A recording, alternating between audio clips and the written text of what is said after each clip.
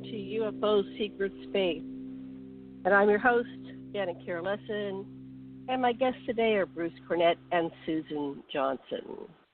And we're going to talk about all kinds of things. I'm just going to start the show because we have 2 hours and it's going to go by very, very fast. I have a full bio and lots of pictures and illustrations of what we're talking about on our show page for today at aquarianradio.com. So I'm going to bring on Bruce Cornet. Bruce and Susan have been on several times on our show, but welcome back, Bruce. Thank you, Janet. How are you doing today? What do you want to talk about today? I'm ready to go. Well, something that I've talked about before and given talks on, and it's about my extraordinary experience with actually meeting and living with an ET in human form. And I didn't realize who she was until after she had died and came back to me in spirit and told me who she was and what organization she's part of. And I'll be getting into that as I unfold this story. On my bio, I had a background in sciences, 13 years in college, 3 degrees, and I was working in the oil industry for 11 years. And then later in 2000, et cetera, from that on, I was teaching geology. So I was basically a down-to-earth scientist as a geologist, okay? And I was living in Houston, Texas at the time. I was single, and my wife had recently divorced me, and I was pretty messed up by that. She actually left me for another man, so that wasn't fun at all.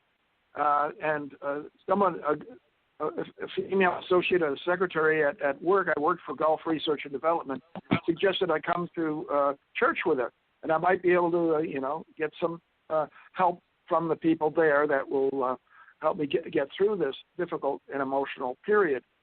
And on a trip coming back from a Baptist retreat, on the church bus, I was sitting alone, and this had never happened to me before. As a scientist, I was just straight as an arrow in terms of everything has to have be material, have a logical explanation, etc. I heard about people telepathy, having voices, and I suddenly was encountering that situation.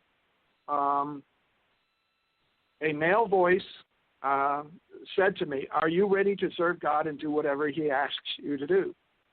I want you to remember that phrase. It basically outlined everything that was going to happen to me for the next 30 years of my life. And I acknowledged, yes, I would be a hypocrite if I said no, being on a church bus. And then the voice said, "There is somebody who needs help. If I bring her to you, will you help her?" And I thought about it for a moment, since I was single, and this would be interesting. I'll try that out. And I said, yes. Then the voice said, "Will you accept the woman we have in mind for you?" And I said, yes. Well, I meet her, and we'll bring her to you, basically. And he said, before the year is out.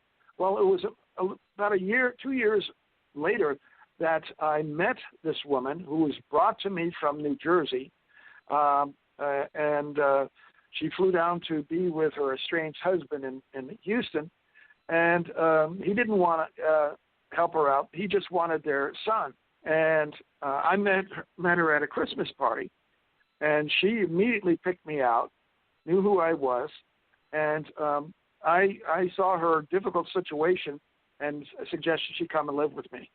And I had just bought a new house, and so that situation worked out very well.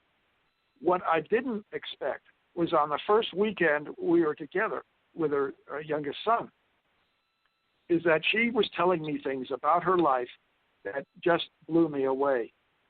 in terms of how extraordinary her life was. And she was only 33 years old at the time. But she also got into telling me about all the rock stars she had met and gotten to know and things of this nature. And she had been to Woodstock with her friends, and a lot of other things had happened in her life that I said, well, you should write a biography. And she said, I am. And I said, well, did you bring it with you to Texas? And she said, no, it's in storage. And I said, well, could you tell me more about it? Because I was intrigued by all of the amazing things that had happened to her. She told me, for example, that she had been tested by the Princeton Paranormal Lab and scored nearly 100%, that she was very psychic. She could see into the future, precognitive. She was telekinetic. She could move objects with the mind. She demonstrated that. She was clairvoyant. She could read minds, and she was reading my mind. And I said, oh, what the heck did I get myself into? And so she then told me about this biography. She says it's divided into two parts. And I said, well, is the first part about your childhood? And she said, no, it's about my past lives. I'd never thought about past lives up until that point and didn't realize that people could have past lives. And then I said, well, it's the second part about your current life. She says, only in part. And then she said, I knew I was going to meet you. And she said, she realized I was starting to doubt her and saying, okay, now, she said she was precognitive, but when the next statement she made really hit me between the eyes, she said, since I knew I was going to meet you, I've already written you in my bio. Wait a minute. And she said, I wrote you in as a character. Now I had to see her biography. Okay? So I let it rest. She asked me, will you help me finish and complete my biography? Not knowing what her biography really contained, I said yes, because I had already accepted a request from an invisible entity, and it was 4 months later that I had an opportunity to take an extended weekend to New Jersey to look for her stuff in storage. And I asked her, where did you keep your biography? And she said, in the top right drawer of my white dresser. Well, when I went there and I looked for it, I couldn't find it. I came back, and she said, oh, how did everything go? I said, I got all the papers that you wanted me to get. And she said, did you find my biography? And I said, no. She said, did you look in the top right drawer? And I said, yes, but the only thing in that drawer was a Holy Bible. Now, that really bothered me because of the implications. But she had extraordinary psychic powers, etc., and demonstrated everything she said she could demonstrate. She was very much in need of help, as this Cornet voice said she was. She had been through 21 operations for 3 different types of cancer and had part of her left leg, upper left leg, removed. So even though she could walk barely, and usually with cane or crutches, she was in frequent pain because her surgeon had to remove a huge tumor in the upper part of her leg and reconstruct the tendons and muscles to the extent that the nerve going through the muscle had to be excised and protected. But every once in a while, she was in excruciating pain, and she said, it felt like somebody stabbing me with a knife. And one time in bed, she was smoking, and there was an ashtray, a glass ashtray on the bedstand.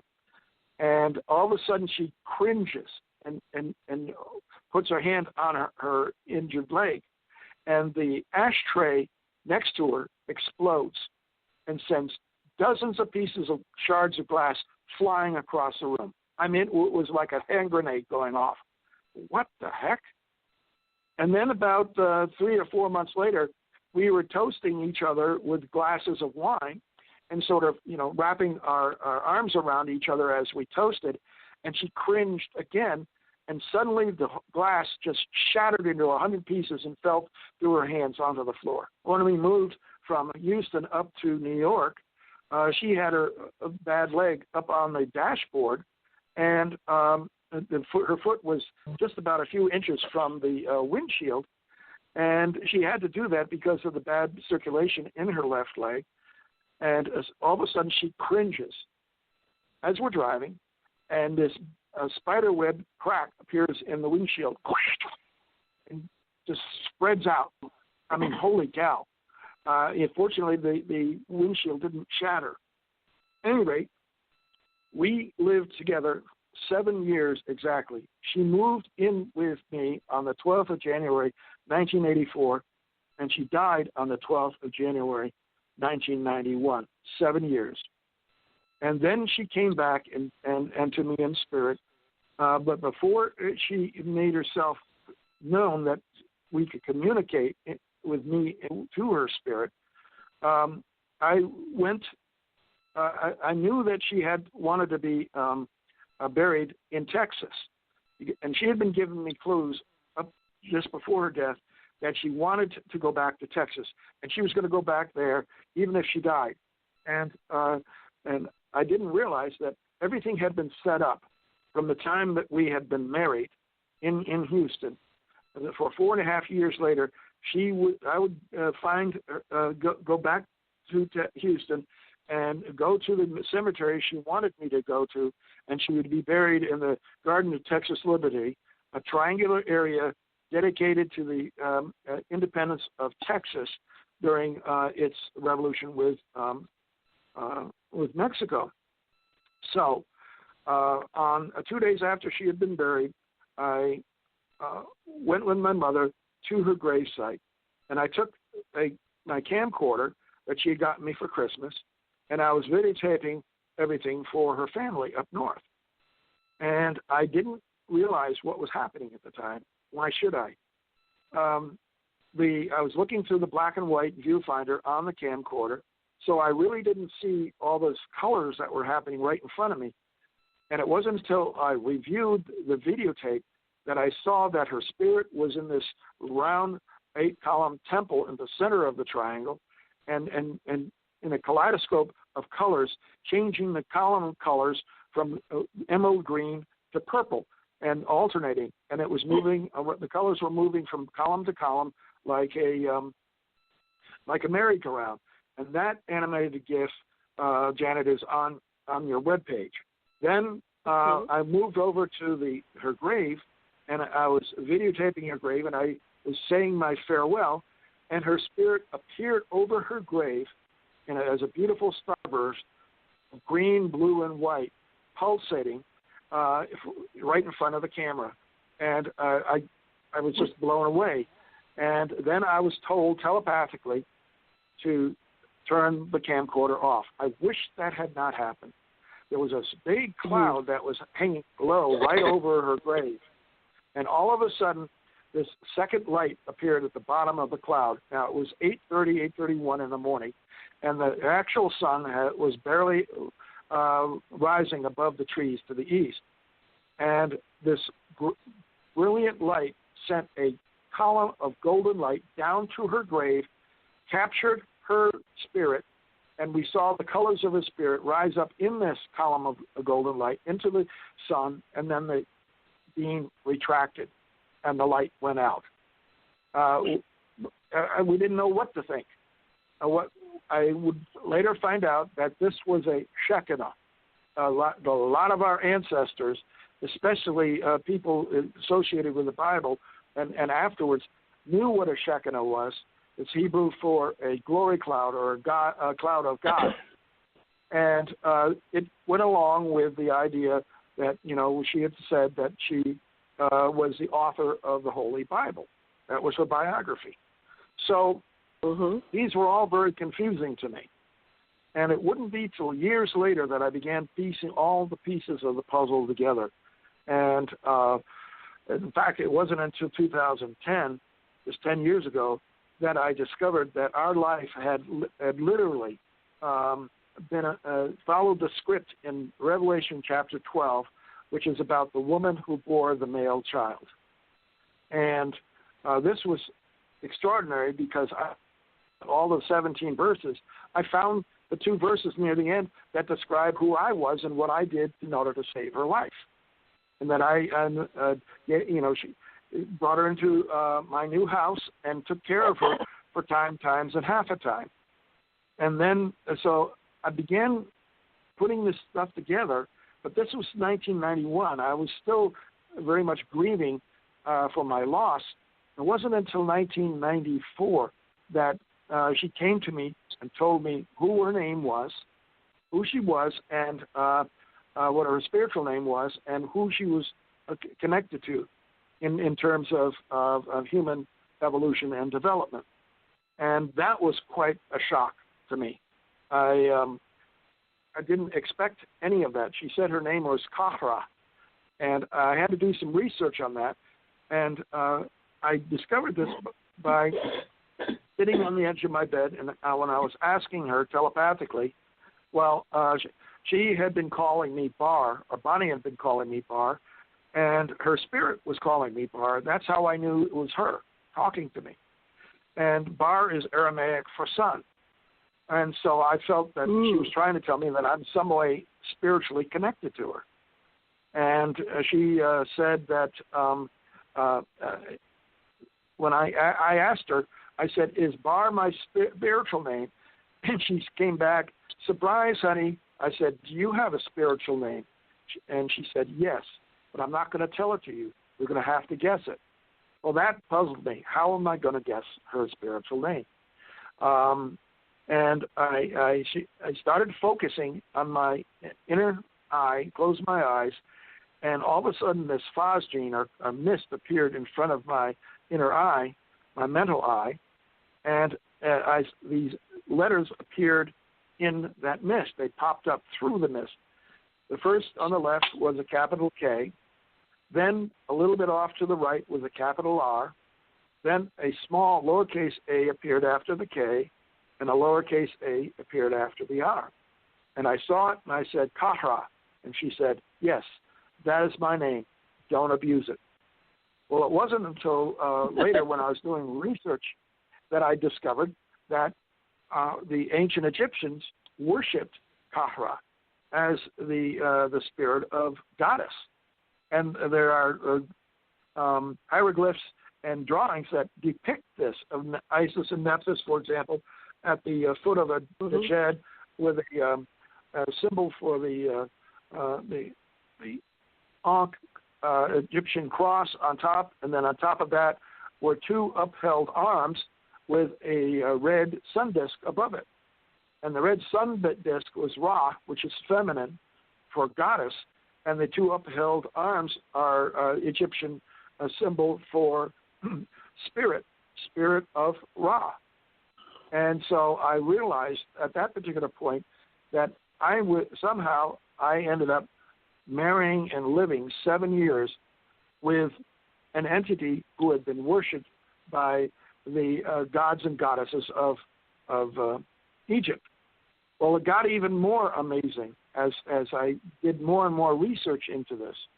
When I found out that the 17 verses in Revelation 12 are a part of her, I realized what happened next in 1984. 94, sorry. And I was coming home from Atlantic City from being on a radio show, TV show rather, and I was driving along the Garden State Parkway, and I'd no sooner gotten on it than these 2 alien ships come up on either side. This is at night, and the trip to my home in Red Bank, New Jersey was 72 miles. And they came up on either side, and then immediately I got this telepathic message: "Hello, we saw your show, and we liked what you had to say." And I could actually connect telepathically with the pilots in both of the craft, knew that the one in the shuttlecraft on my right was a male, and the one in the larger craft on my left was a female.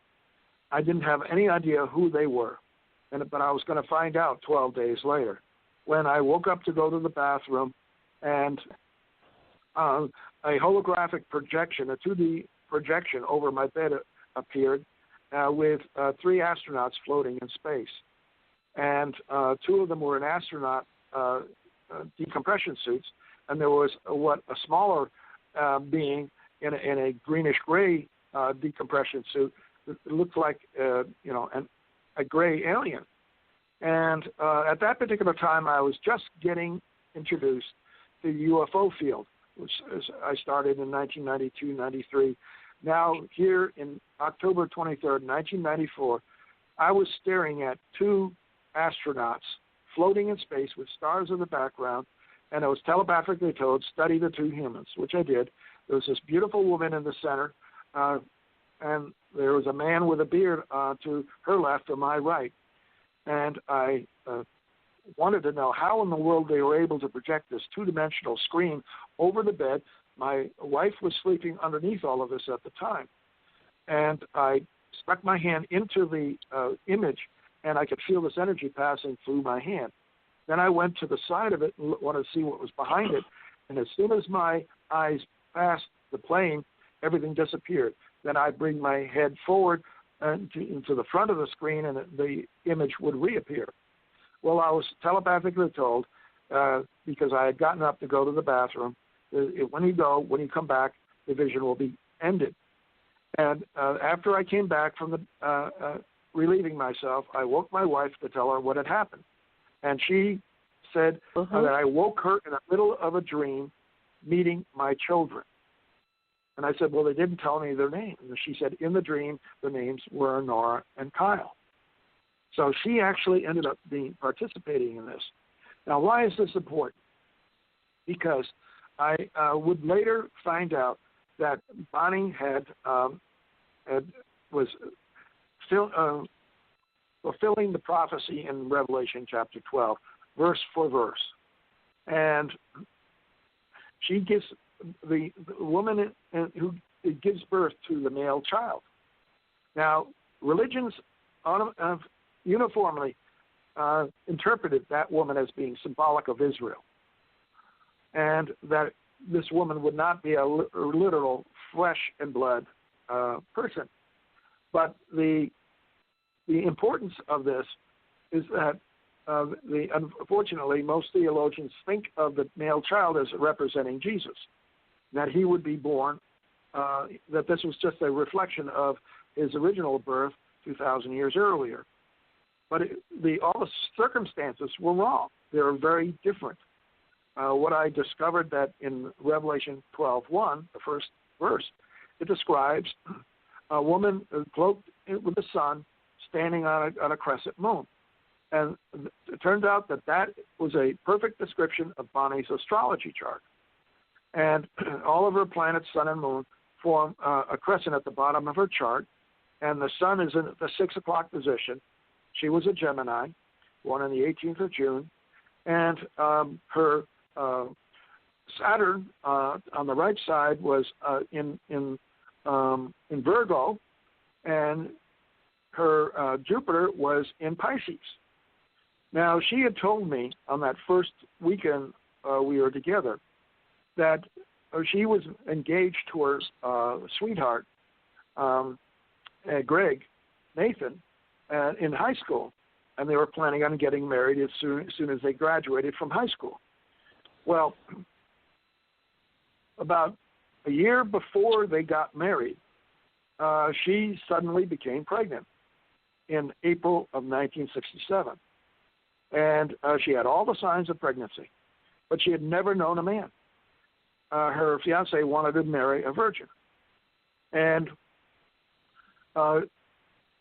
she kept on getting bigger and bigger over the next 4 months until she was starting to show. She was telling her fiancé that she was gaining fat, and she was giving that excuse to her parents. She didn't want to tell them what was happening because she felt that her fiancé would drop her like a rock and leave her. And so she kept it a secret, and then on the 1st of August, 1967, she woke up to find her belly flat, some blood between her legs, her hymen broken, but there was no fetus or afterbirth on the bed sheets. The pregnancy was over. So let me ask this, and we've had you talking for half an hour, so let's mix it up a little bit here. I have a question, and I'm sure Susan does. Could she have been? That sounds like an alien abduction. They take them before. How do you? Yeah, and so what are your thoughts on that? And then Susan. Well, she knew about abductions back then in the 80s. She knew about some abductions. She said she had listened to some people talk about their abductions before we had met when she was living in Collingswood, New Jersey, but she never indicated that she was an abductee. I asked her, when I asked, do you think you were an abductee? And she said, no, I don't. Well, she wouldn't be, if you think about it. If she was one of the leaders or the people who was causing all of this to happen, she wasn't abducted. This was all of her own free will that she was doing this. And it wouldn't be until 2010 that I made the connection to the male child being born to this woman in chapter 12. And the implications were earth-shaking. Also, when I found out his name, Pat telling me his name was Kyle, Khyle, it didn't ring any bells until I started reading more carefully Revelation. And Jesus says, when he returns, 3 different verses in Revelation, he says, I will return with a new name. And finally I figured out that, okay, whenever we reincarnate, we get a new name. And of course, the Christians and Jews think that when their Messiah comes, it'll be some sort of a magic. He'll just materialize and he'll look like a human and he'll behave like a human. But the truth is, like the first time he came, he has to be born again. And that's ironic. So he was born and given a new name. And by his ET handlers. And obviously, when she woke up in bed and her belly was flat, and the verses say very clearly that the dragon was standing over her, ready to devour the child as soon as it was born, and she tricked the dragon by giving birth, about 5 months early. And of course, her children finished their embryonic development in incubators aboard the ships. But it wasn't until after she died, she came back to me and she told me that this is how it happened. That I was totally amazed that all of this was transpiring, and that I would meet these children and then try to have to solve this mystery. And I realized quite quickly in the mid-'90s that I had to finish her biography. I thought that by staying with her for 7 years wasn't the finishing it. I had to write something. And I ended up writing a biography about her, but it wasn't the biography she wanted. She wanted me to know that it was the fulfillment of biblical prophecy, that the male child that she gave birth to was the Messiah, and that he has now 2 identical twin sisters, and named Honora and Tamara. Tamara, interestingly enough, was born to a surrogate mother and raised by that family, and never knew that she had anything unusual happening to her.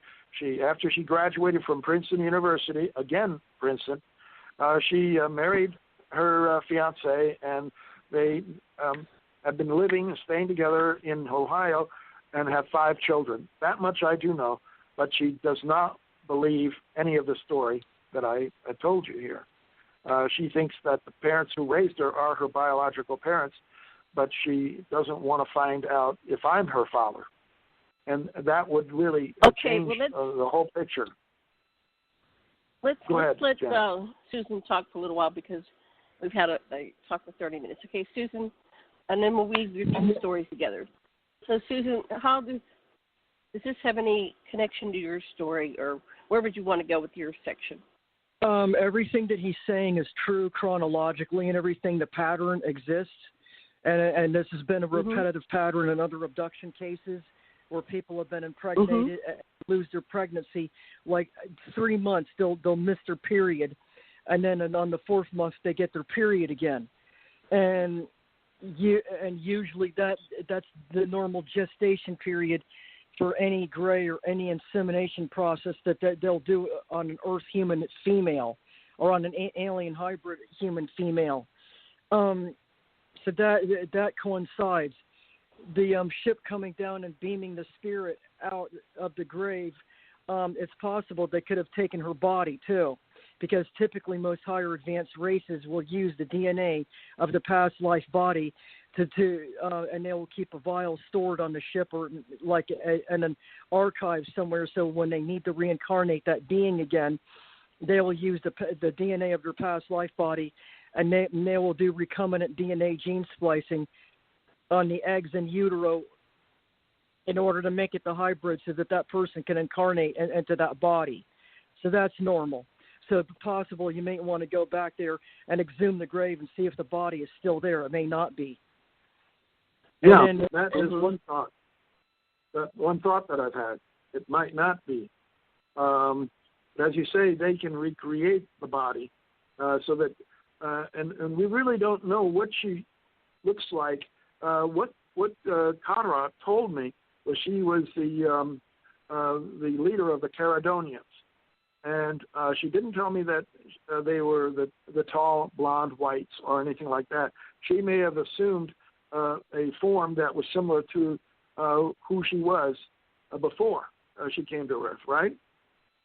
Correct.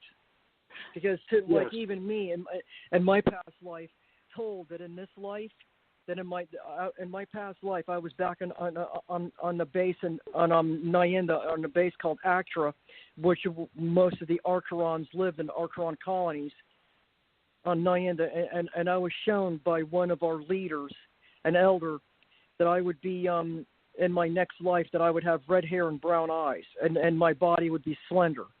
That's exactly what I was shown in my past life.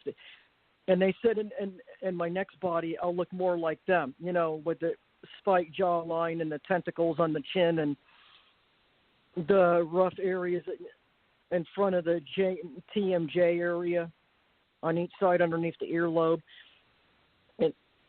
And some of my features that they said I'd have, I'm starting to get now, even though they're subtle.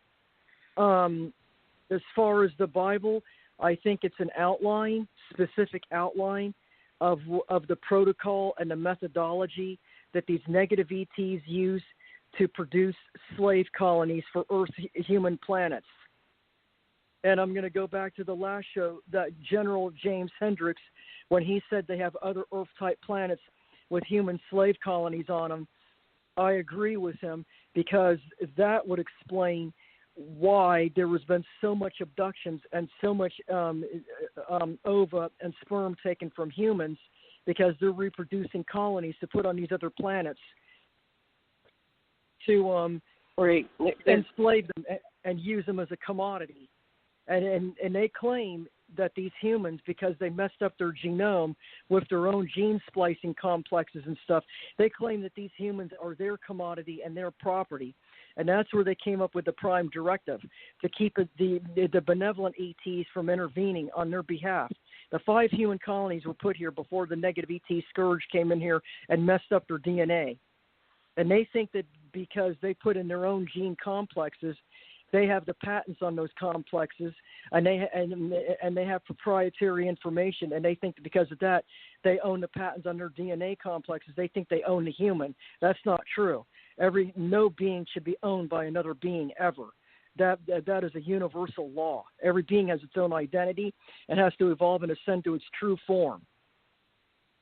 But the Hebrew let's go back. Bible and But the Hebrew Bible and the Christian New Testament essentially are a script of what they are doing and how they're following it, right? Yes. So that's why they can say that prophecy is going to be fulfilled. Yeah, prophecy will be fulfilled because they're following a script. It's like actors on a stage. It's like they're sitting down. That's why they call it scripture. Script. Yeah. Scripture. But it's been manipulated. Yeah, scripture. Your script. Script. Yeah, this script, though, has been changed and altered. The description of their pattern, their protocol, their operations. It's an operations manual. But it's been changed contract. and revised. The script has been changed and altered and devised and revised based on, who's taking charge and who wants to be in control and the current agenda and the manipulations. That's why we have to be very careful about, absolutism, because there's just a lot of interpretation and changes that have happened. So let me ask, the Bible, we know the Bible's been changed over and over, and then you have people just keep translating it from generation to generation. So let's go back pre-biblical. From your perspective, Susan, what was going on when human beings were created? And what was the whole thing about the Messiah? Because they kept predicting the Messiah for thousands of years, and different people would show up and say they were the Messiah. Then we finally have the Messiah story, and then I have a lot of Jewish friends. They're still waiting for the Messiah. So what, from your perspective, is the Messiah? What is the Messiah, and what's going on? The Messiah would be the assigned overlord that would come down, and he would be the figurehead that everybody would look up to from all the slave colonies, basically. And I will say this. It's the God's truth. Before I came here, before I incarnated here, all my past lives, all of my scout missions, all the different races I've worked with and everything else, I have never heard of a Bible, never heard of a Jesus, never heard of a God intervening with everyday affairs of common human colonies or common being colonies until I came here. To me, this whole thing just smelt rotten. It didn't make any sense to me at all. This kind of stuff, this kind of behavior does not exist anywhere else. I don't ever remember ever seeing this, which tells me that something was very wrong with this whole picture. Something is very wrong. No master energy creator God, which to me the word God translates, in my opinion, God means master energy creator being, the ones who create planets, the ones who create universes and solar systems, the ones who create colonies so that the souls that have been disembodied from losing their planet and stuff can be reanimated into those bodies and be supplanted on another planet that was created for them. We do a lot of that type of work. So we can be considered gods, even though we don't like to be worshipped. That's the other red flag. The fact that these beings want to be worshipped, they want to be bowed down to, they want sacrifices made to them. Something's very wrong, because typically a true creator being, from where I come from, not only do they create the races and because they help those souls reincarnate and stuff, the only thanks and gratitude that they want, sure, they want common consideration. The main thing that they want, though, more than anything, is for those beings in those colonies to realize their true identity, fulfill their true potential, and become benevolent and become positive, and their process of ascension and positive and helping other beings along the way. They want them to reach their full potential. They don't want them to worship them.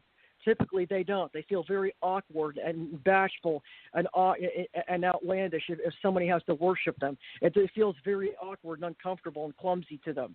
I know that firsthand. Right. So this Bible stuff with the Jesus and everything doesn't make any sense to me. Never has. Now, wait. Can I say something? And you can yeah, you can. Add to it, are you Susan? Complete with what we were saying, Susan? Okay. Is it okay for? Go ahead. Can I? In creating all of this, they not only want the humans to worship them, but think that there's only one Creator God. They don't want to think that there are many gods, even though our ancestors, ancient civilizations, talked about many gods, right? Yeah, and the ancient we have to clarify civilizations. Who the they is.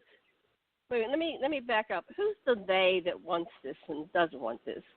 What species are you talking about? Well, you're just saying Anunnaki. they. Who are these they people? So you're saying the Anunnaki are creating this, and they want humans to worship them. Right. And Kahra told me that she had been Nin Kursag, who was the mother of Enlil and Enki, and that she was also worshipped by the ancient Egyptians. So she's been here influencing our different civilizations for thousands and thousands of years. And so the Jewish were they wrote their Bible in order to predict what was going to happen to get to the end time, and when all of humanity can then be resurrected and taken to heaven. And maybe, Susan, you can talk about heaven, what heaven really is. Oh, yeah. I can tell you exactly what heaven really is. It's not a heaven at all. It's a series of planet-class ships, Gavannas, as per description by Phyllis and Mark Brinkerhoff. Now, I didn't know what it was. I was very undecided. It was confusing to me up until I heard them talk. And basically, I always thought that, well, if heaven is a place, then how come they fabricate it with the Cinderella fairy tale type description of these angels floating around and blowing trumpets and singing with their little wings flapping, and the God sitting on the throne, and all these little saints, and you can have whatever you want. Oh, but it has to be lofty and angelic, and it has to be all this floating billowy clouds and shit.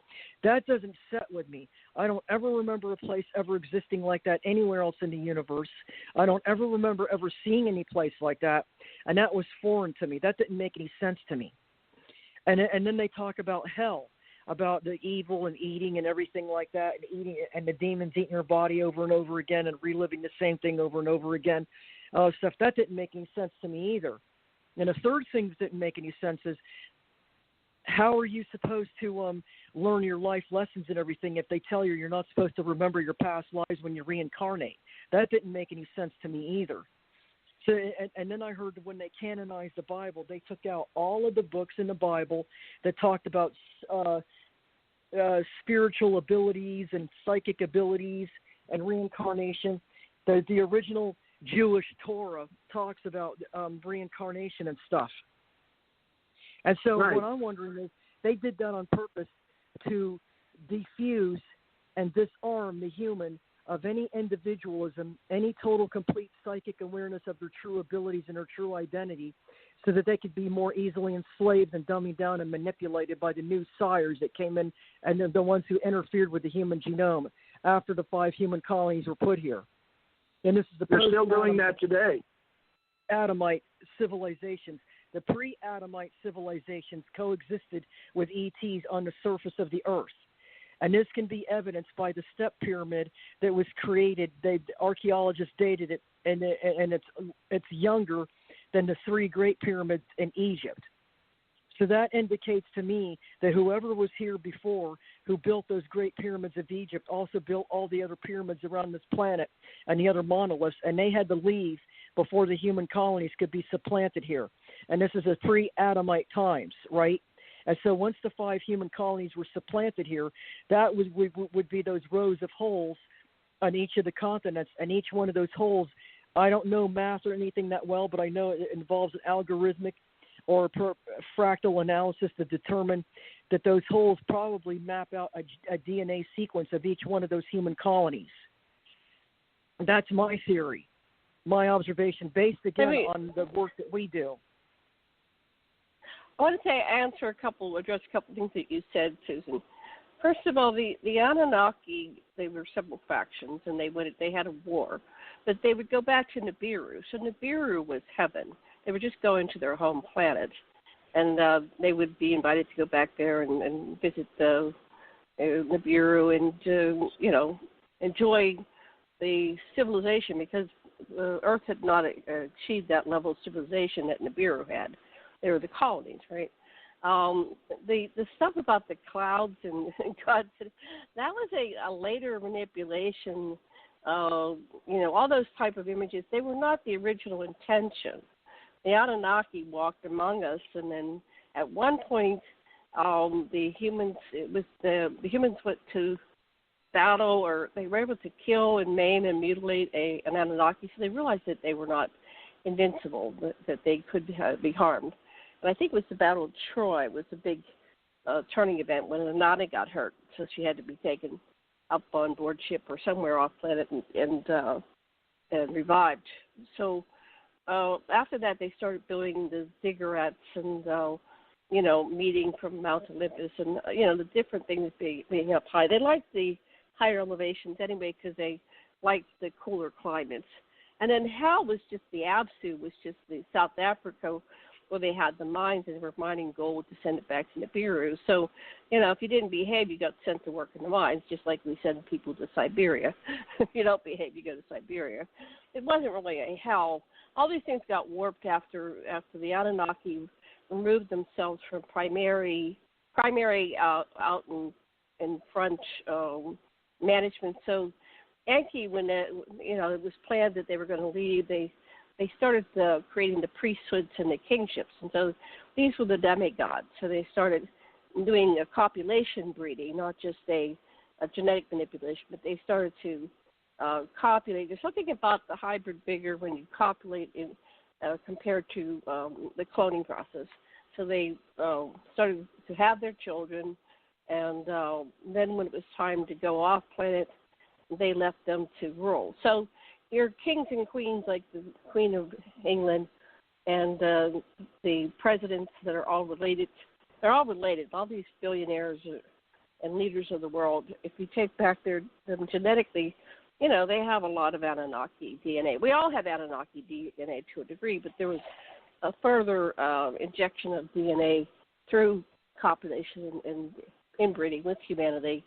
And then after the Battle of Sodom and Gomorrah, where they almost blew up the earth and they did destroy the, what was it called? Babylon was Marduk. The first real civilization. Anyway, Sumer. They had forgotten that a nuclear holocaust would produce radiation, and the cloud blew over, and that was an accident. They didn't know that's what would happen, and they didn't intend it to go nuclear, but the battle got heated between Marduk and Inanna, and there were some nukes that were hidden from when the Anunnaki came into the Earth 450,000 years ago. So, and Enki did not realize that Ninurta, and forget the other one. Anyway, a couple of the children, they were doing battle, and they got hold of the nukes, and that's what they did. They were trying to nuke and destroy Marduk, but Marduk escaped, and then the cloud blew over and wiped out Sumer and the whole culture, and even Bao, the full-blooded Anunnaki, perished. So this is and then they decided to leave. They said, we're just going to leave it to the humans. It is Marduk's turn to rule, so we're going to let him rule. So he was the last one to take the rulership, but they went behind the scenes rather than being outward, and they ruled through their kings and queens. So that's probably what's still going on. Marduk is still the primary, the eye at the top of the pyramid. But all the religions are created to keep us in the dark, and they keep dividing and conquering. It's called active measures. So they divide us into our different tribes and factions. So we're always warring and not unifying. We don't figure it out. We don't get what's really going on. But there's also further influx of other aliens, because that was so long ago, and we've been visited by many species over the years. So we don't have the whole picture, but we have a lot of it, and that's my perspective. Okay, back to somebody else. And we have about 1 hour left. Okay, basically what I wanted, this is what I found out by talking to various different people, even those that I don't necessarily like or agree with. I found out that the heaven that they're talking about in the Bible is called the Arkaron ships. The Arkaron ships are planet-class ships, and they're huge. So they're not in the solar system. They're in the outer peripheries of the solar system, which extends way out beyond the 12 planets in the immediate solar system. The actual solar system is 5 light years in radius. Okay, so could Nibiru be one of these Arkaron ships? Yes, it is. That's exactly what it is. Nibiru is a planet-class ship. That's why it has a very sporadic orbit. It doesn't have a regular planetary orbit because it's not a planet. It's a ship. And when these enlightened beings, or they claim to be enlightened beings, come down here and say, "Oh, we're so evolved spiritually," what is that noise? I'm sorry. I'm trying to get a pop-up to stop. It's popping up. Oh, I'm not sure what I can do about it. Trump's latest attack conspiracy theories, the Young Turks. I mean, it just pops up from YouTube. I don't know why. But keep talking. I'm sorry. I was trying to figure out how to get it to stop. The Nibiru is not a planet. It's a ship. And the reason that everybody thinks it's a planet is because it can disguise itself as a planet. And no, the moon is not an artificial satellite. And no, the moon is not a ship either. So just to clarify that, Bruce can explain. The moon is an artificial satellite. You said it is an artificial satellite, but it's not a ship, right? Right. The moon, you can explain it has layers and layers of different strata in it, which would explain why when they crashed the thing onto the moon, it rang like a bell for hours. That's because it takes time for the seismic waves to go through each layer of the sedimentary rock, as each layer has different densities, right?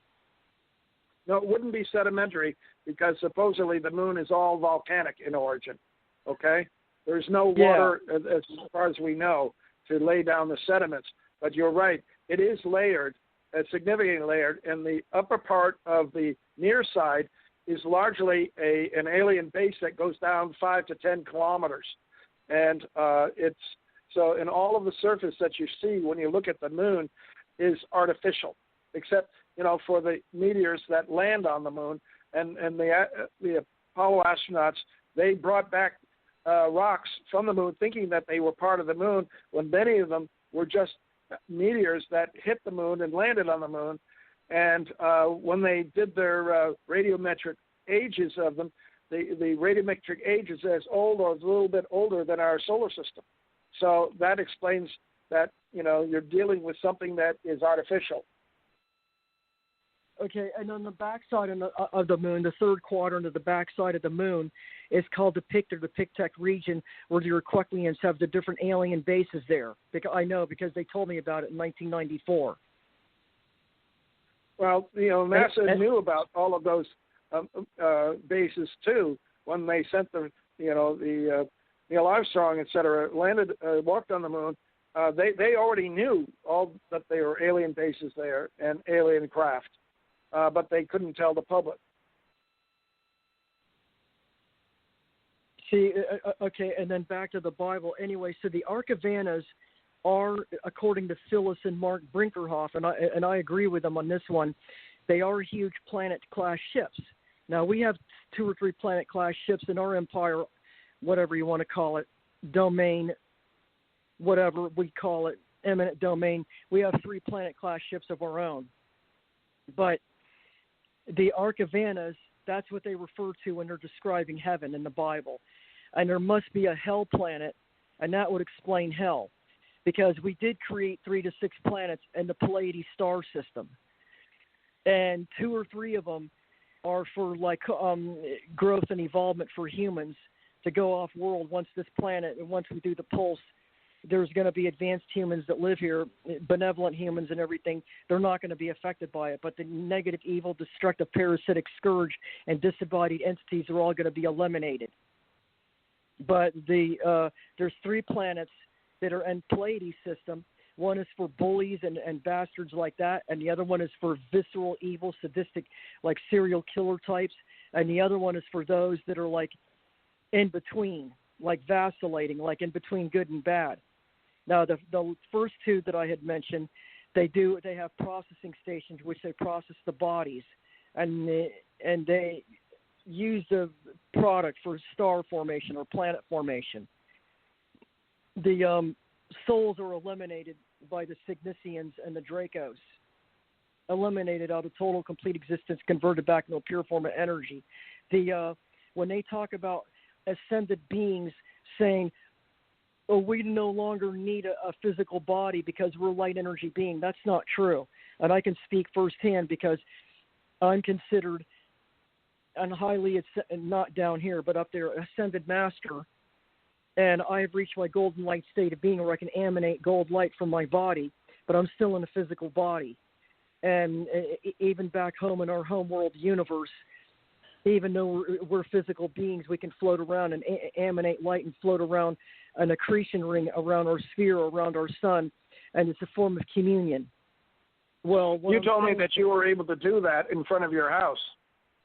I was able to capture the sunlight. I was in one of my scout missions. I was able to capture the sunlight and hold it in between my two hands. I was in my solid physical body then, coming back from the scout mission, and I was able to project that ball into the plexus, the chest area, and the head area of my dad. Okay, very good. And anyway, these people that say, "Oh, well, we're so highly advanced, we no longer need a planet. Those are for the lower evolved beings." That's a lie. The reason they no longer need a planet is because they live on the ships. "Oh, well, we live on," and I've heard that before too. I've read it out of 2 or 3 Dolores Cannon's books that says, "Oh, we no longer need a planet. We live on the ships." Well, that ship is a surrogate planet class ship. That's why. Everybody needs an anchor point. It's just like the equiescent point or in a thermodynamic system or something. You have to have a central point, what they call the 0 point in spiritual terminology, which is also particle physics terminology. You need a 0 point, and it's called an equiescent point in any dynamic system, whether it's thermodynamics or any other type. I don't know the other systems, but anyway, the shifting of that 0 point gets determined in the thermodynamics if it's a gas or a liquid or a solid or a plasmic state. In the other systems, like a human or something, the shifting of that 0 point, which is a baseline resonance vibration, you can go from either a solid to a pure form of energy and back into the solid again. But that doesn't mean that you no longer need the solid body. The solid body is like a circuit ground. It's the earth ground or a neutral ground that determines the positive and the negative flow of voltage in the system. It's the same thing. You can't go without the physical reality. It's a reference point. It's like a fulcrum on the seesaw. This is basic fundamental universal law, basic fundamental universal principles. And humans have somehow been brainwashed not to listen to this. So and all that reasoning and brainwashing, they're told, well, if you're highly advanced, you no longer need a planet. Well, then why did they even have to live in the ship? Because the ship is the surrogate planet. See, this is their lying. They're misleading everybody. And then the hell is the same thing. It's to what end? Why are they misleading it? What did they gain by Because they live off of what James Rich said, the adrenochrome. But the adrenochrome is not only created by adjunct stark raving fear. The adrenochrome can also be created by misery, sadness, depression, loneliness, severe rage and anger and stuff, and they live off of that. So they want to keep the humans as a commodity because they can harvest their biological materials as needed from the humans to maintain their own bodies, or they can use humans as livestock, or they can use humans for trade, for like slave labor, slave armies, slave sex, stuff like that. They're sadistic, evil, parasitic entities that have to be eliminated. The ones that are doing this to the humans. And I can tell of an incident where we had to go to 3 planets, Urbita, Arbita, and Ibita. And they were human colonies, and they were being lied to about their own surface atmosphere and told they had to live in these dome colonies. And the Greys, the negative ones, along with the negative ET tall whites, were running these colonies and telling them they couldn't walk outside unless, or they're telling the humans they couldn't walk outside because the atmosphere was toxic, which was not the case. We did an atmospheric analysis, and the atmosphere was actually perfect. They had stripped the surface of all of its vegetation. They scorched the planet, just like JJD was describing that the negative ET Greys were planning on doing to the Earth and 4 other type planets. They were going to come in and they were going to scorch every living thing on the surface of this planet and then scavenge the resources. They didn't give a shit, and they were going to ride in and they were going to cloak themselves in some kind of an incoming asteroid. So the 20 people from each planet, the other 4 planets and the Earth, they showed up, and this was one of the positive factions of the Secret Space Force, and they landed on that asteroid and they wiped out the negative colony, the negative ETs that were there. Okay, I didn't know this, so that validates that there's 2 factions of positive Secret Space Fleet that are working with our people. But going back to the other Earth-type planets, that's what they're doing. They had apparently scorched the surface of that planet, and some of the vegetation was making its way back. We had to terraform those 2 or 3 planets, and we had to restore them to their pristine conditions, and we had to kill off the negative ET scourge that was suppressing those humans and free them. And most other humans in other parts of the universe are more aware, more awake, more self-empowered, and more independent thinking and more self-governing than these Earth humans here. And it's because there's been intervention to stop this scourge from spreading. Because if they can control the human race, which is a lower evolved race, which is used as what they call a place setter, a placeholder for the baseline harmonic resonance that regulates the nature of physical reality throughout this universe, they can control the universe. And that's what they're after. That's why they want to control the humans. If they can control the place setters or the placeholders, they can control the universe. That's what these bastards are after. And that's why they want to control the humans. They see them as mere livestock, like cattle. Right. So, is there a resolution? What do they do with all the blood? How do we get beyond all this? What do they do with the blood? What do they do with all the blood? Why do they like blood? They drink it? Well, the cattle mutilations, they remove the blood, not just because they want to remove it, but because they probably feed on it. Could our concept of vampires come from that? Vampire, blood, and all that. Blood represents life force. Blood represents creative essence of the soul life force itself. If they can remove the blood, they can kill the animal. They remove the life essence. That's what their theory is. And I mean, how much blood can you drink? So therefore, a lot of it is probably vaporized or evaporated into a powder, and they use the powder for other stuff. And as far as vampires, I don't like the word vampire. I can't even stand watching any of their movies and stuff, because vampire is another fancy word for a parasitic, disembodied spirit entity, something that feeds off the life force of other beings. It doesn't have to be blood. It can be the soul essence. It can be your biological energy. It could be your emotions or feelings, anything like that. That's why I can't stand the vampires, and I can't even stand watching the stupid shows.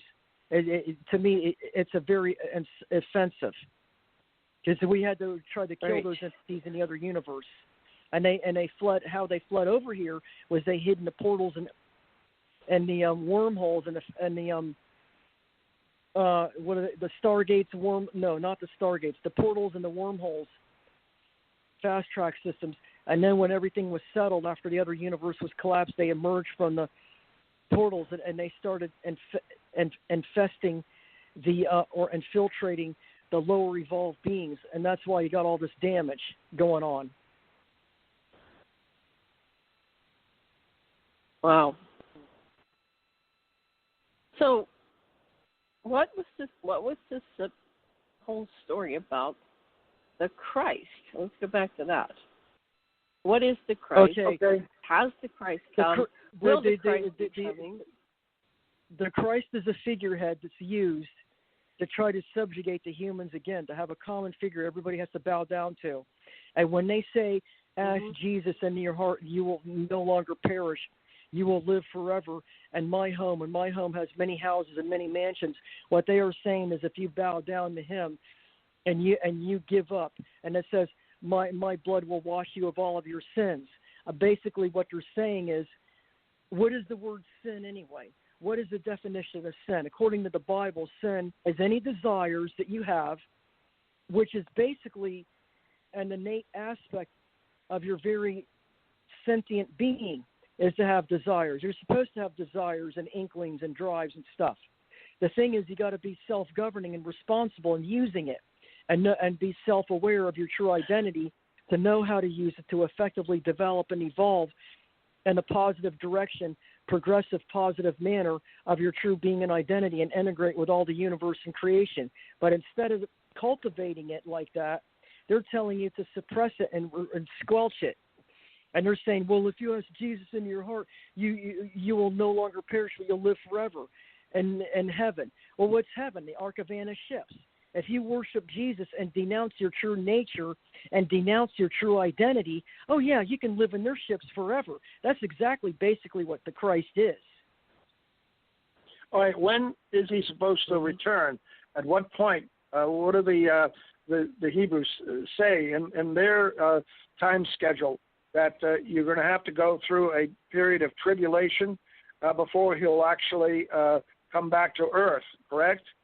And okay, well, if unfortunately, he was born again on the 1st of October 1967 and then immediately taken up into their ships, has come back down to earth. I know of people who have met him, and they say he looks like me, and that.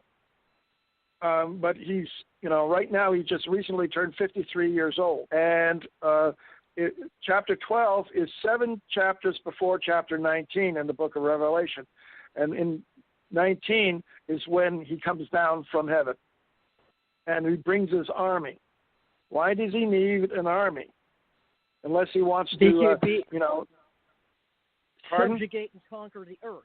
Which right. leads to the question, is Christ really a positive entity or a negative one? Is Christ really one to actually liberate the human race and make them have their own free will? Well, according to the scriptures in the Bible, no, that's not the case. He wants to suppress the human race, and he wants them to keep them trapped and dummied down. Why do you think they're always denouncing sex, denouncing polygamy and stuff? I'm not for just a frivolous free-for-all or orgies or anything like that.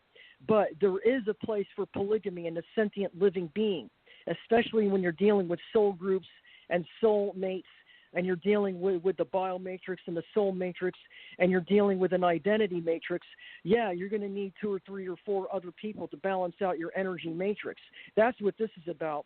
And it's not just an indiscriminate behavior like frivolous, like a free-for-all. It's very deliberately picked out according to the order of your soul. But see, instead of the humans learning this shit, they're being told, no, you can't have sex with more than one person. No, you can only have one mate at a time. No, you got to be ye fruitful and multiply. Why do they want people to multiply?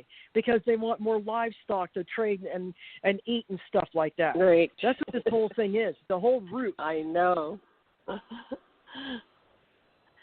Yeah, wow. And when he comes back, the scripture says that his robes are going to be soaked in blood. Well, what do you think that means? He doesn't come back as a savior. He comes back as a warrior. That's right. If you apply what the Anunnaki, let me say something, then I'll pass it to you, Susan. Okay, the two factions were at war with each other, and Enki basically let Enlil rule, and then he just went into the background. He was a scientist. He wasn't really interested in being king. He was born to be king, but he let that go. He wanted his son Marduk to have a chance. Marduk had been denied kingship for years, and it went to everybody else, and so that's why the war erupted. But Enki didn't have any. But what's happened since Enki let go is that they've set up the Great and Abominable Church. Now, what is the Great and Abominable Church? Well, it's all these belief systems that keep us separate, keep us from unity consciousness. Enki loved humanity. Enki loved, Nimrod loved humanity. They were the faction, you know, the children, these children are all related to them personally, right? So, but they had to let go because the other factions wanted to have a slave race, didn't want to give them power, wanted to keep them in the dark. So anyway, that's my interpretation of Revelations, is that Enki will finally come down, just like Jesus in the temple took the money traders and, you know, knocked over their tables. It's going to be that kind of thing. He will come to basically all these belief systems that keep us separate, keep us warring, keep us, you know, in racism and misogyny and xenophobia, all these systems, these belief systems that keep us separate. That's what he's going to take out, the Great and Abominable Church. And then the truth will be, and then we'll be in the age of Aquarius, the age of enlightenment, the golden age, and restore, you know, high civilization and technologies. And we'll be invited to the Federation. Will be aware of things beyond this quarantine that we're in. That's my interpretation and my studies, what they're showing. But, you know, who knows? But that's what I get. Okay, back to you, Susan. You were saying your perspective. Yeah, well, we're a warrior race, and we're from the Arfactinum universe, but we're also high master energy creator beings, and we're always benevolent. We're always for the good. I don't know how many planets we've liberated from subjugation and rule, and then what we will do is we will set a provisional government to watch to make sure that no more incursions occur after we liberate a given planet. And then we will wait for the progenitors or the sires of that specific race to step in and start taking their rule and start directing that race into their true enlightenment and awakening. We will supervise it initially to make sure it's going in the right direction to help those beings. And if it is, we leave them alone. If not, we have to step in again. We don't believe in subjugation and oppression of any type of living being or killing innocent, unassuming, benevolent life forms. And so, therefore, we have to step in. We were called in by the universal councils of Orion, Cygnus, Taurus to come in and eliminate the evil. And that's what we had to do because it spilled over into this universe when the other universe was collapsed.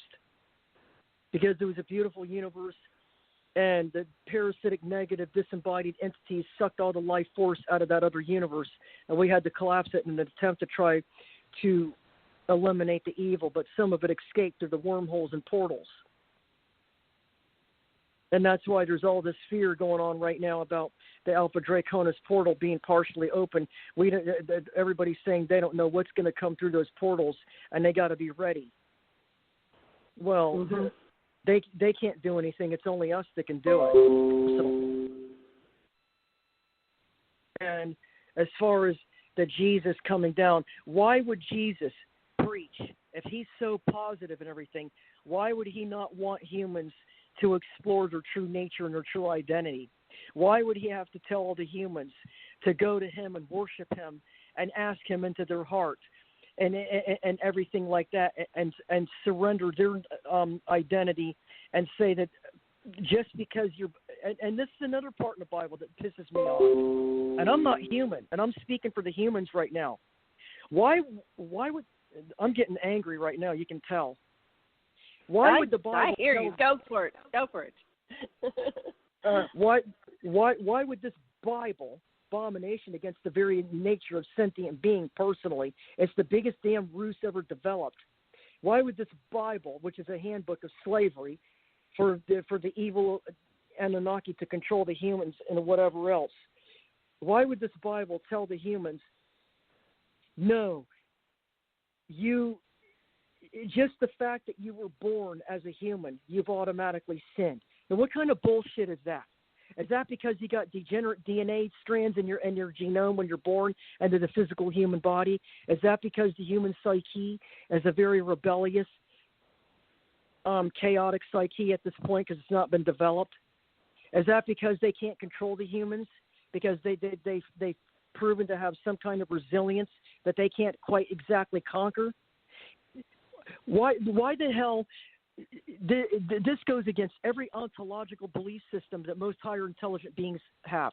Why would the fact that you're born into a race automatically indicate that you sinned? What kind of bullshit is that? Because you come short of the glory of God? What God? And what glory? What are they talking about? Because you're an inferior stock that you're born into? Is that what they're talking about? Any living being that is born has their own identity, their own nature, and the soul that goes into that body goes into it because the biomatrix matches that soul matrix. It has an essence, it has an awareness, it has a conscience, it has a mind, and it has a soul.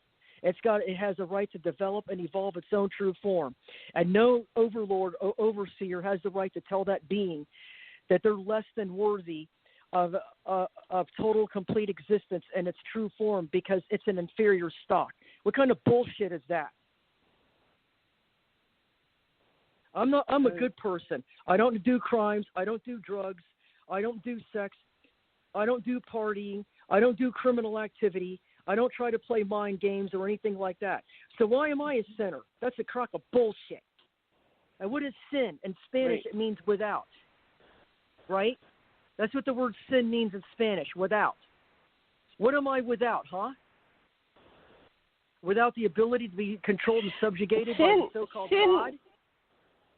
The word sin came from Nanar's sin, which was just one of, was it Enki's sons? No, it was one of Enlil's sons. It was just he was called Nanar's sin. He was known as the man on the moon. He's probably the god of the Muslims, of Islam. So, yeah. There's even an Egyptian it's a demonization city named Sin. Huh? The Egyptian city was named Sin, too. Process. Right. It's just that the Anunnaki were just demonizing each other, just like, Trump and Biden, and they call each other names, right? It's just, that's common. We do it to this day. We demonize people and give them labels, but it doesn't really mean anything. It doesn't mean you're all bad, you're all evil, or you're all good. People are complicated. All beings are complicated. Anunnaki are complicated. The Greys are complicated. Everybody's complicated. It's not simple. It's just that no being has the right to suppress and subjugate another being and put values and impose restrictions on the other being or own the other being. And when they say just because you were born as a human, you have automatically sinned and become short of the glory of God, what kind of bullshit is that? That's why I don't believe in anything in the Bible. It's just bullshit, right? So the Bible, that's why I said the Bible has been greatly manipulated, and there are some spiritual things there, and that's why people get confused, because everything is subjected to like Orwellian doublespeak. So there's no way to have a bad truth anymore. There's no way to know what's information or disinformation. And all you can do is throw up your hands and then go inside to your own heart and connect with, in however you can, with the source, with universal consciousness and oneness, and say, whatever you do to get centered and in touch with who you are at your highest emanation. Because here you are. And that's what every sentient living being tends to do. Innately speaking, most beings have an innate sense of right and wrong. Most beings have an innate sense of their true identity and self. As children, when they do make-believe and stuff, subconsciously, they're actually tapping into the higher resolve or the higher psyche of self, and they're imagining certain things that their higher self actually really is. And then later on, as they grow and grow up and become indoctrinated into human society, they lose touch with that inner childlike awareness. But what I've looked back, and I've been amazed at my own make-believe stuff I used to do as a child up until about the age of 7 or 8 years old, and I realized that a lot of stuff that I was make-believing about was actually true, and I found out later that it was.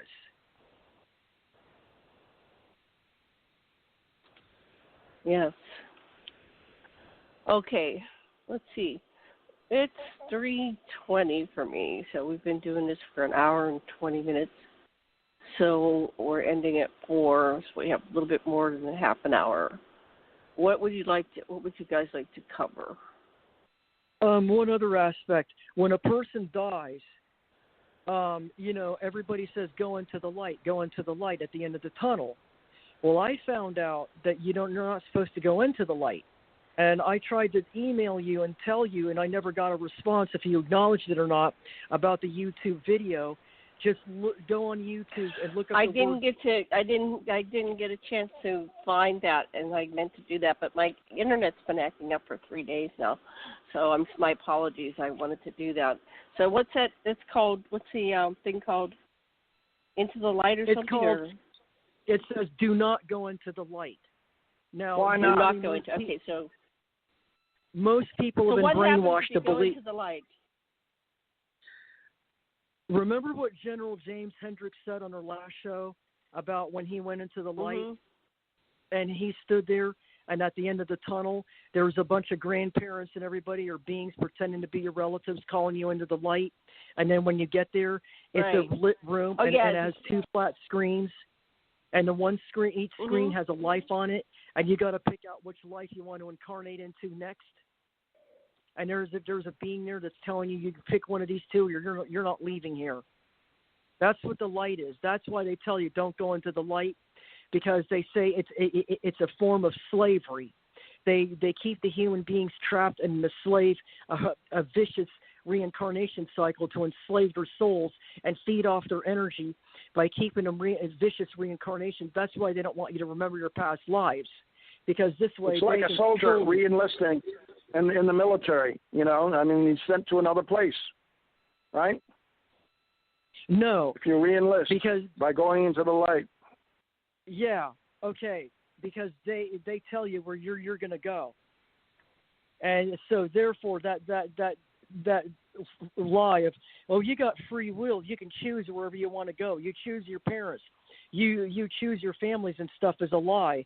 And I think General James Hendricks proved that when he described the scene, that he had to pick which scene he was going to go into when he went into the light at the end of the tunnel. And then he also said something I never heard this before. If you exit into the tunnel and you go exit he said always go exit to the left. Ironically, I'm left-handed. And I have a right good eye. Interesting. Yeah. Do you exit or turn left before you go into the tunnel, or at the end of the tunnel?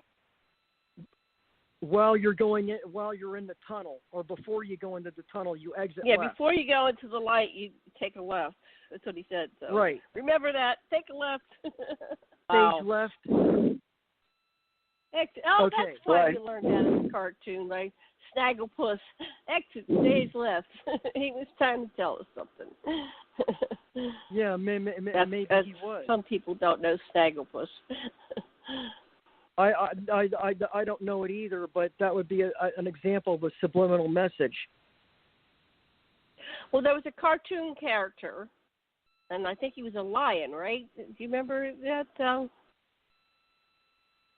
I don't. You don't remember it, but okay. Well, maybe I was born in '54, so it was a lion named Snagglepuss, and he said exit stage left, and so they were kind of making like vaudeville, but they were cartoon characters. So they had the hat and the cane, and and then that's all I remember. Exit stage left, and I thought that was Snagglepuss. It could have been Bugs Bunny though. Let me look it up. Exit stage left. But when you're talking about that, they say a lot of things are in our cartoons.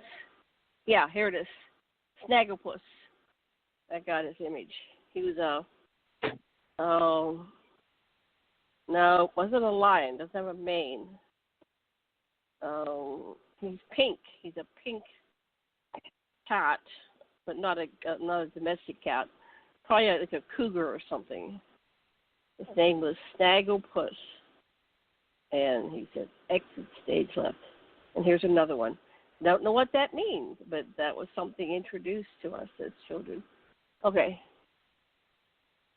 So then, go ahead. So then continue. The main reason why they have that, they do the reincarnation is to keep you trapped. They don't want you to leave, because the more souls that they can have trapped, the more they can feed off their energy. Again, another form of livestock. Mm-hmm. And they try to entrap as many beings as possible so that they can't escape here, so that they can gain more control. Again, whoever controls what they call the placeholders of the baseline harmonic controls the physical nature of this universe, controls this universe. That's what this whole thing is about. It's control. To what end? You don't know to what end, because evil doesn't know why it does what it does. Like a cancer in a patient doesn't know why it does what it does. It just indiscriminately destroys the patient. That's the same thing. You can't figure out evil because evil by its nature is irrational. So what about this simulation theory? That's a lie. You sent me a video with Elon Musk and who else is the other video? So they're saying we're in a simulation. So Susan, you're saying that's not true. I'm There's speaking a Columbia firsthand as professor. a creator being who's created universes, expanded dimensions, collapsed dimensions, planar expansion, planar collapsing and everything, planet creation. I'll be damned if I'm going to be told that my work and our work is just a holographic simulation. That's bullshit. We use silicon wave fields, 6-dimensional silicon wave fields, the fractal patterns that are revealed on the different crop circles and stuff indicates the different fractal patterns that we will use on our control panels on our ship to create different planetary systems and stuff. But and if you look at a 6-dimensional holographic image superimposed on the sphere, so that we can produce the universe by projecting that image into the energy field to expand it and cause the material dimensional configurations and everything to take place, and the actual universe emerges from the energy distortion patterns. Other than that, it's not a simulation, it's an actual creation.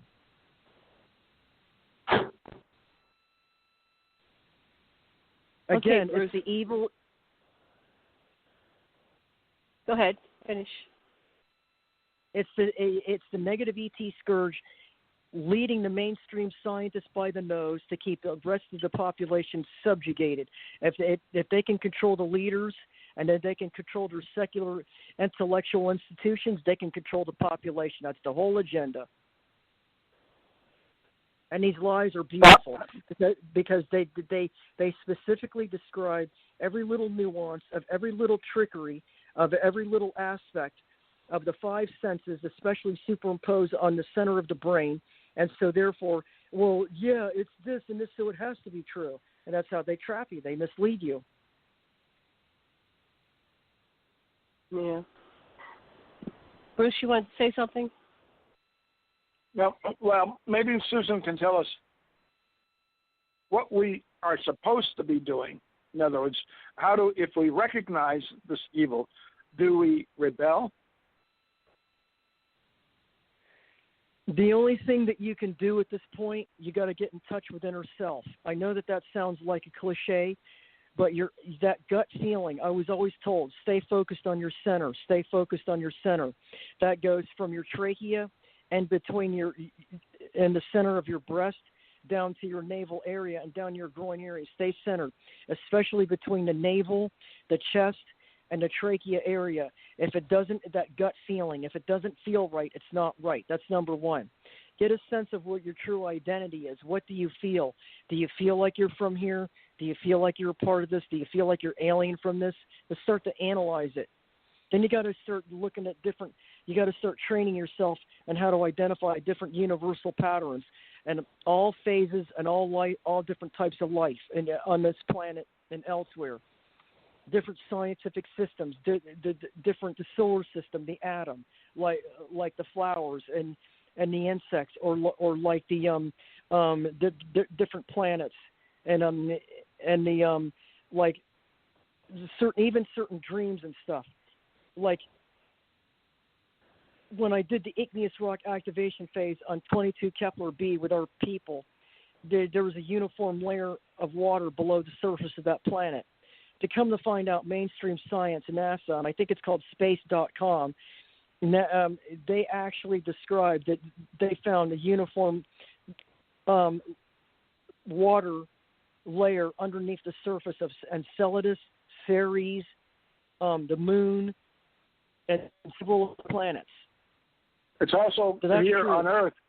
It's called primary water. And there's an effort to try to tap into it because it's pure water, the most pure water you can expect to come out, and it continually flows out. If you tap into it, you can find the fractures and drill into it and supplant the whole world with all the water we need if you do that. And also, I think that's how the flood occurred, because there's certain areas on the planet, and I saw it on the YouTube videos here and there, where there's certain areas like Mr. MRBB333 or whatever, like different YouTube channels like that.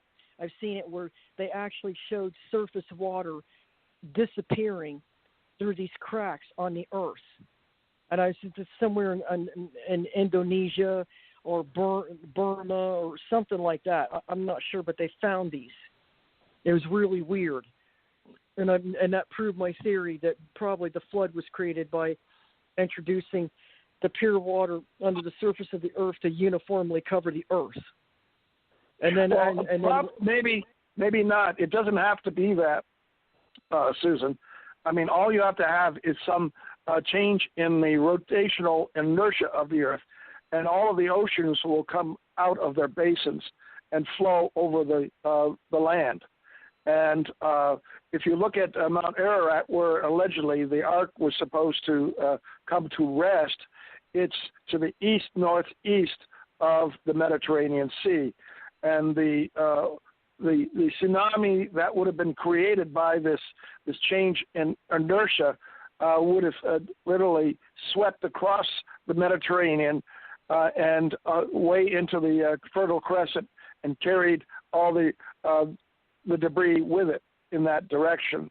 So there's also another interesting problem with to the top of the Andes Mountains. They really don't know how fast that mountain range could have risen because it contains marine beds at the very top, and they're not that old. So either the Andes Mountains rose up very quickly, or there was an enormous tsunami coming from across the Pacific that crashed into the mountains and carried the shallow marine sediment up with it and dumped it on top of the mountains. I don't know what the answer is, but now we're finding out the Mayans and Incas all have stories about a great devastation caused by flood across their area. Right.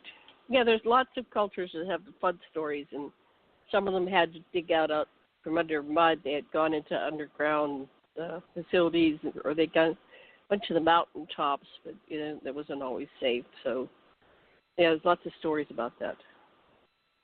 Okay, another thing I wanted to say back to the soul thing. A lot of alien abductees, as per Joe Montaldo and his ICAR research and everything, a lot of these, and I've heard it from other sources too, where some of these abductees claim that their spirit leaves their body at night, the typical OBE. And when they do, the negative ETs will, especially the ET humans, Anunnaki and all that, will kidnap their souls, take them aboard their ships, sound familiar, and animate a body on the ship with that soul. And they will make them do their dirty work. And then after they're done, they will send that soul back into the physical body of that human. And usually most humans, again, as per Joe Montaldo and others, have said that most humans that are abducted by ET humans suffer, or more apt to suffer psychosis, and more apt to have drug addiction problems and alcoholism and stuff like that. because the humans typically have a reward punishment system, whereas most other types of ETs do not. And that's another aspect. Well, so it's quite possible when they say, oh, all the people are going to rise from the dead when Jesus returns. What is he talking about? Is he talking about the dead people laying the carcasses on the earth? No. He's most likely talking about clones on the ships, the Arkaron, the heaven, and the souls that are being trapped in purgatory will be moved and be animated on those bodies on those ships. Is that what he's talking about? But he's making it sound like all the dead will rise from the graves. I can't stand the Bible. Why don't they just come out and say these are all theories.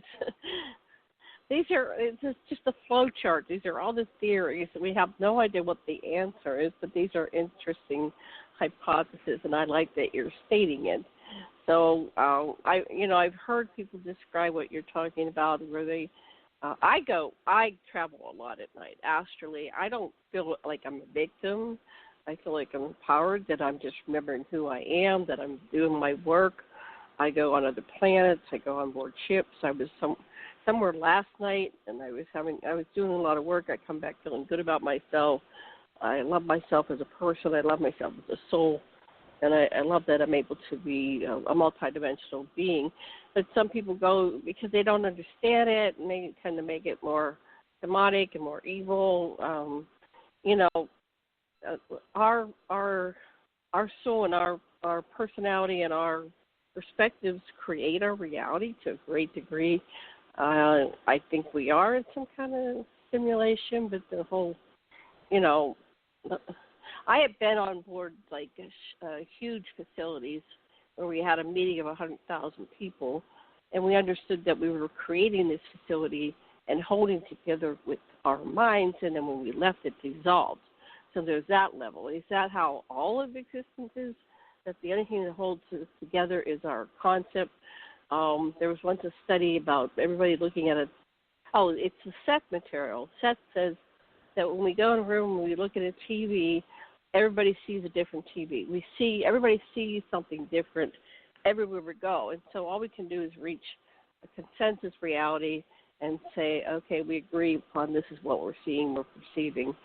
But I don't know. I'm left with more questions than answers. But I like that we're at least considering it and putting it all on the table. And I'll be right back. I do have to take a short break. You guys keep talking. I'm not ending the show, but I do have to take a short break. I'll be right back in about 2 minutes.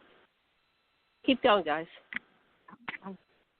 Susan, what I wanted to hope you would do is, perhaps prepare humanity for what's going to come up. I mean, if the tall whites or the Anunnaki, whatever you want to call them, the Pterodonians, want to follow Scripture or their plan, which they have already laid out in their Bibles, supposedly there's going to be the end time, whatever that really means. That there's going to be some major catastrophe, and then that the humans that they choose are going to be taken off the planet. Isn't that what you? Okay.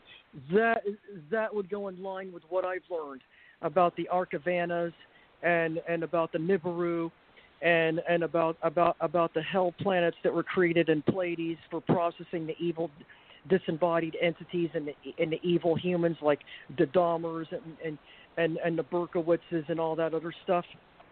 When they take the good humans off world, who's going to take them? You got several ET races that are going to claim their colonies, and their colonies are going to go off world and go back to their home worlds. That's one process of exodus, one source of the exodus, and then the other, and then this Christianity stuff. I don't think I want to go to the Arkaron and the colony ships or the planet class ships of the Anunnaki. I want to go back home to Arkaron. So the ones that are taking off world back to the Arkaron, they better watch out because they're going to be controlled up there too. And as far as the rest of the humans that are left on the earth, that doesn't mean that it's going to be a bad thing. It can mean that their Anunnaki are going to claim their progeny and leave, or their commodity, and leave behind the other humans that are part of the other 5 human colonies that were put here before the Anunnaki came and messed up the genome. And also, those humans that are left behind on this planet, I was told, as per Ascension and New Age movements, we're going to be more evolved and more advanced and more enlightened and live more in harmony with the earth, and it would be more of an enlightened stage of a more enlightened phase, like an Aquarius or Utopia or something. Mm-hmm. What I really think it is that they'll just reach their true state of being, and they'll tap into the universal essence of being an identity that exists everywhere else. The common being existence that exists throughout the universe will finally exist on the earth, and then they're going to refer to that as utopia because it's really peaceful and everything else as compared to what the earth's been like up to this point. So there's going to be several types of exodus. There are various other alien colonies living on this planet. Some live in small colonies in mountains and stuff that will be taken off world by their own prospective races. So it's not just one thing that's going to occur in the Bible. The war, it's going to be the likes you've never seen. If it ever hits the Earth's surface, that's it. You're talking about the pulse, right? I wish we would do the pulse and get it over with. If we can do the pulse now and get it over with, what is the pulse? None of this would have to happen. What's the pulse? The Abductees or in our language. It's a light harmonic silicon wave pulse that's supposed to eliminate every type of evil and all of its manifestant forms. So that once it's done, that's it. All the evil is dead and gone, converted back into a pure form of energy. Now, when this happens, the Earth... Start over again? No, you don't start over again. You continue where you're at. See, this is how it's going to occur. Again, Dolores Cannon said something in her books about freezing everything, postponing it, like putting everything in a frozen state where everything just suddenly stops. It'll be like a form of slumber, like where everything stops. And when it does, what happens is that's when the pulse is going to occur. And when it does, all the evil and everything will drop dead right where it stands. And then you got 2 or 3 different races that'll come in here and clean up all the bodies and take them to be processed. And then after that, then the earth will resume right where it left off, and everything will continue as is where it was before. The difference is there'll be no more evil. So how will we operate without having the polarity that is evil? Don't you know that everything in the universe operates on trilogy, not polarity? We covered that before, yes. You got positive, so you eliminate. So then you're going to have positive and neutral if you eliminate evil? Yeah, you can. Because once you eliminate the evil is replaced with the counter component. If you look at yourself in the mirror and the reflection is looking back at you, that's not evil. That's just a reflection of yourself looking back at you when you look at yourself in the mirror. It's the same thing. It's like a seesaw. You got 2 kids in the seesaw and the fulcrum in the middle. Are those 2 kids evil? No. But those 2 kids are part of the system that's going up and down, to and fro. You see what I'm saying? It doesn't have to be evil to be opposite. It can be a give and take. Both people working to support a common system, but it's a give and a take. The left hand and the right hand. Is the left hand evil and the right hand good? No, but they're both opposites, but they're on the same body. See, the concept of this of good and bad and evil and everything is there because the evil really did manifest. And this is in the lower dimensional, lesser evolved planes of existence, lesser evolved beings. But once that phase is eliminated, then what's going to happen is you're going to see the true nature of being an identity, which is a give and take, a to and fro. The opposite complements you, but in a positive, supportive way, not in a destructive, negative way. Does that make any sense? Yeah. Does that make sense to you, Bruce? Well, I'd like to think that there is something that is positive that comes out of all of this. That we are essentially all the non-evil entities will continue to exist and end up being maybe on another planet. But the question is, what planet? Susan, you said we'll go back to our planet of origin. How many origins are there out there for people? I mean, how many planets are involved in all of this? When I say that a lot of us are going to go back to our planets of origin, I'm talking about the alien incarnates. The alien human hybrids, the alien incarnates will go back to their points of origin. The humans that were put here originally will probably stay here. If some of the humans want to go back to their planet of origin, they can. Because you will no longer be sequestered here where you're required to stay here if you're left behind. If you want to go back home to your home world, you can. There are other races. Will you know what your home world is? Will that be my point of origin is a factum or factianum universe. It opens up on the other side of Taurus, and it goes lengthwise, and also opens up behind Cygnus. My homeworld presently in this universe is Cygnus, Arkaron. My soul group. Right, and so how do you know that? You know that because most humans, will we become aware of our origins, where our homeworlds are, and can we have? Are we also hybrids of many different species? Okay, there's confusion here. The reason that you're all hybrids is because you're not hybrids of alien human, you're hybrids of ET human, the Anunnaki human. No, but when you all wake up, you'll realize, well, my soul group is from this planet and the fifth dimension, or my soul group is from the Earth, or my soul group is from this human colony that was supplanted here from this other planet. You'll know what your true identity is, because after this is done, the different progenitors and the different sires of the respective different soul groups of the different human races that are here will present themselves and go to those specific humans, and then you'll know who your true identity is.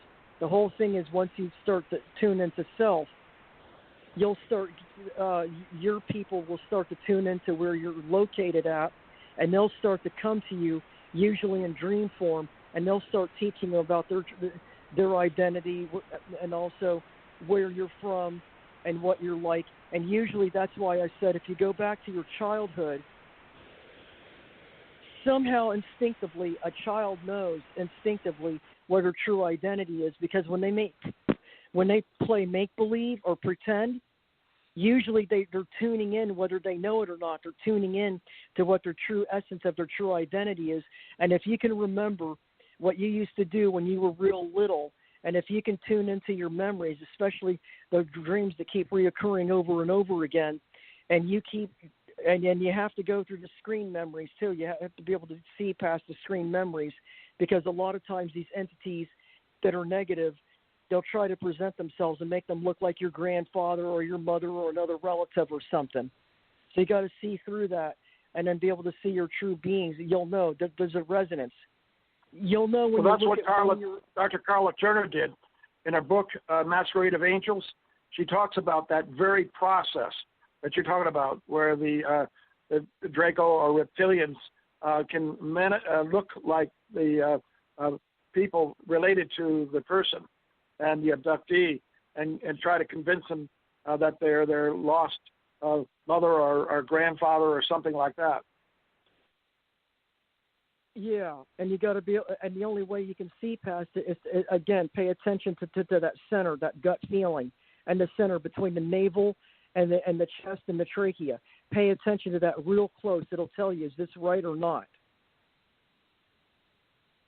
And Simon Parks and Simon Parks and somebody else said that, Cynthia Crawford, who she's dead now, but she said that her soul had more than one soul origin, or that might be Simon Parks. Her DNA was from more than one species. Okay, so Simon Parks was claiming that his soul was a complex soul. It wasn't just from one sphere, and so he's like part Draco, part human, and part mantis or something. I can't remember exactly. The reason for that what do you think of that? Okay, remember I said that I'm from originally our Factanum universe, and I came in on the backside of Taurus through the Aliatran universe, and then we were on Taurus for a while, and we were the Chobakan Budotan soul group, and that consisted of some races that were from Orion, but they originally came in before we did, and they settled there, and then we had to leave Budotan, and then the star went supernova, and then we ended up on Cygnus, and Cygnus took us in because we're highly evolved beings, and they were one of the ones that called us in, and we're part Cygnusian as per our nature because we were appointed to Cygnus. That's a complicated soul makeup. You can say I'm from Budotan, I'm from Arkaron, I'm from Arfactanum, but I'm really originally, my true soul is really originally from Arkaron, but presently I'm from Arfactanum, but presently we're Arkaron soul group at this point in this universe. So that's the example of the complexity of the soul. You got a true point of origin, and you got your appointed point of origin, like. Right. Well, it's kind of like people who are American style, but they have other origins. They go back to their ancestry, but some of it's so ancient they don't know anything more than they're just Americans. Right. Some people don't know that their ancestors came from whatever. And just because you've got, like, for example, my past life body, I was half Arkaron, half Nyandan. And my Arkaron half had Budotan, Chobakan, or Factanum in it. But my Nyandan part is not really me. That allowed me to be human, to have an enhanced human ability or genome so I could affect the human resonance on the DNA level. But that doesn't mean that I'm Nyandan soul. Yissaron said it. You're half Arkaron, half Nyandan, but you're Arkaron soul. That's what he told me. That's an example. Okay, you make sense. Genetic.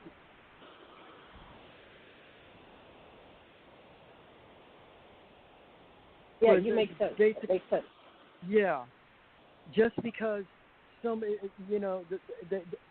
the process of dying, when you die, they can come in and abduct your soul and make you go to their Arcavana ships, or they can make you go to what they call hell or something, and they can trick you into thinking, that you're going to go here and there, and that's what this Jesus thing is all about. It's a ruse to say, well, if you denounce, he's basically saying, if you denounce your true nature and come to me and worship me, you'll live forever in peace and harmony and glory, and everything you could ever want on our ships. No, I want to go back to my real home, not to some artificial construct. So it's just a recruitment thing. You sign up with us, we'll give you a free college education. They give you something. They promise the moon, and you're really going into their. Well, that makes sense. Yeah, it was always kind of suspicious. I was going to Sunday school, and I basically kind of liked the Jesus character, but even as a young child, there was part of me that was just going, rebelling against it, and everybody else was complying, so I'm not sure what that was, but I was sensing something on a deep level, but there's something not quite right about this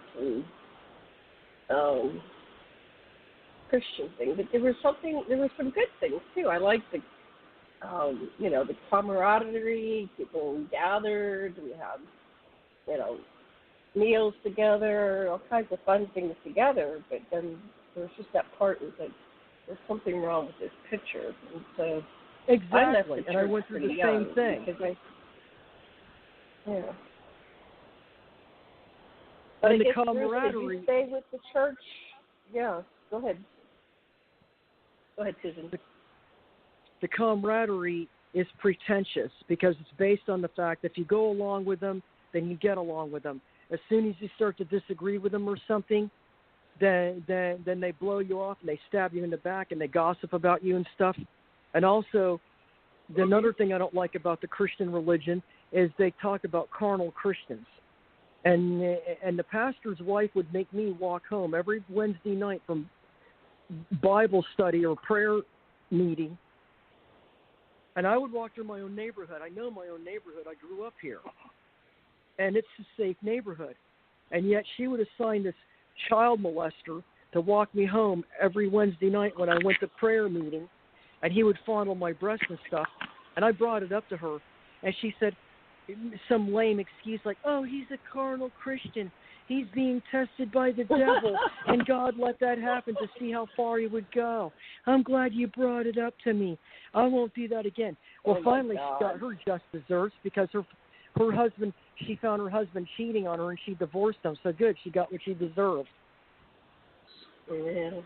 Hey, I hate to end this note, but we're running out of time. So, final words, Bruce, what would you like to say? Okay.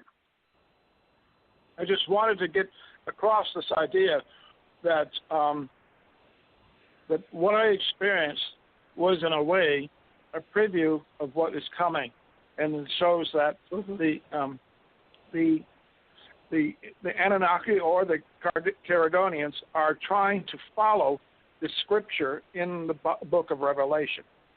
And that means that we're going to come up to a time in the not-too-distant future when chapter 19 in the book of Revelation will be fulfilled. In other words, they're doing this way, and that is the message I was supposed to convey, and that the Messiah will make his debut in the not-too-distant future.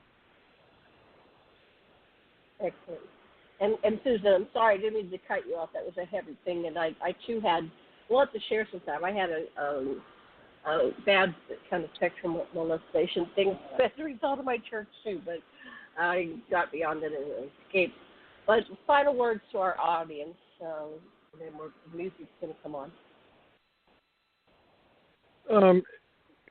Try to realize what's really going on as far as like when they talk, they describe the Bible and stuff, like the ark of, like the heaven and the earth. Pay attention because they're really describing ships. They're not describing an actual place called heaven or a place called hell. It's a planet or it's a planet-class surrogate ship. And be careful when you go out of body because that's when the negative ET scourge, and it's mostly negative ET humans, will try to abduct a soul and manipulate it. And also, when you die, they tell you, don't go into the light. Do pay attention to that. Look that up on YouTube. It says, don't go into the light. At first, I thought it was a ruse. I thought it was a hoax. It's not a hoax. The more I learn about it, it's true. As far as the hauntings, where people keep coming back and they keep playing with you from the other side, I am getting that a lot. And I think there are people that are just like, they're stuck because they don't know that they're supposed to go into the tunnel but exit left before they get to the light. And when they tell you to go into the light to move on, you're supposed to move on, but you're not supposed to go into the light. You're supposed to exit before you get there. I agree. And as far as the coming Jesus stuff, I don't know about 10 that. seconds, please. I think, okay, we're running out of time. We'll cover this in another show. It was really great. Thank you, Bruce. Thank you, Susan. Thank you, listeners. Much love and blessings, and aloha. Thank you. Aloha.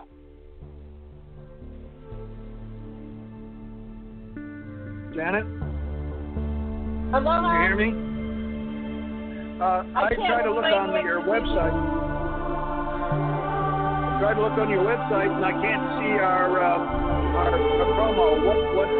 Where is the page you have on it?